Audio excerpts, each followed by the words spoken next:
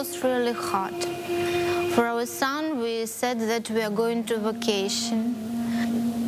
We are going without father because he need to stay at home. For my daughter, it was really a tragedy because he loves him very much, and he cried very, very, very strong. She cried, "Papa, Papa." It was really hard. Go.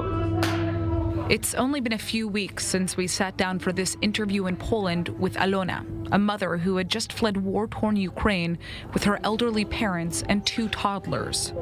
Just hours before we spoke, she had made it through the border of Ukraine and straight into the arms of her sister, Dr. Irina Bailin, an Israeli pediatrician who had been volunteering to help provide medical aid to Ukrainian refugees in Poland. I immigrated to Israel with my husband and young daughter over a decade ago, but my entire family still lives in Ukraine. And since the start of the war, I've had horrible anxiety about how to rescue them, but they refused to leave the country at first. And because I felt so desperate to do something, I decided to volunteer with the disaster relief organization, Natan, right on the border of Ukraine, to be as close as possible. Miraculously, the day that Dr. Bailin took off from Israel to Poland, she received a call from her sister. The entire family had decided to flee Ukraine. I met them at the train station in Poland. It's very hard to see my parents and my sister with her small kids.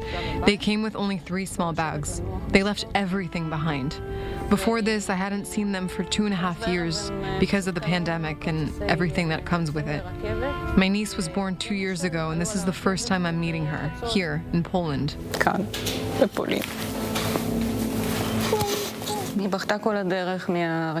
She cried the whole way from the train, and even when we arrived at the hotel, it took several hours for her to calm down. Every time someone opens the door to come in, she just hides behind the bed. Alona's family comes from a small city called Nikolaev in southern Ukraine that's been under heavy bombardment from Russia. It was very frightening, especially when shooting came to the house near us and in front of us and behind our house. Children was very afraid, especially my daughter. She asked, "What is it?" when it was bombing, boom, boom, boom.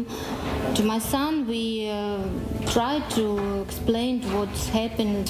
Now, the only thing that he's drawing is tanks.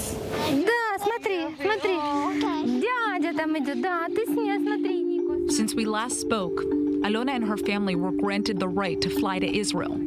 They'll be living here for the next 3 months on a tourist visa, since they aren't eligible to officially immigrate to the country.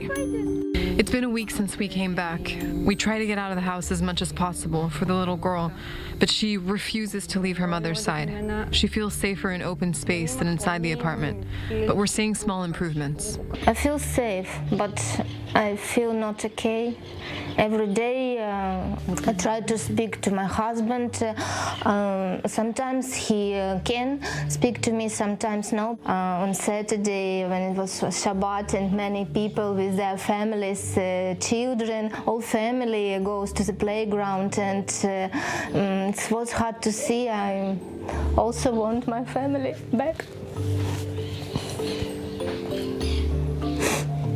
Less than 24 hours before this visit with the family, the main shopping street next to their home in Nikolaev was hit by a Russian missile, destroying their local supermarket and pharmacy and killing women and children.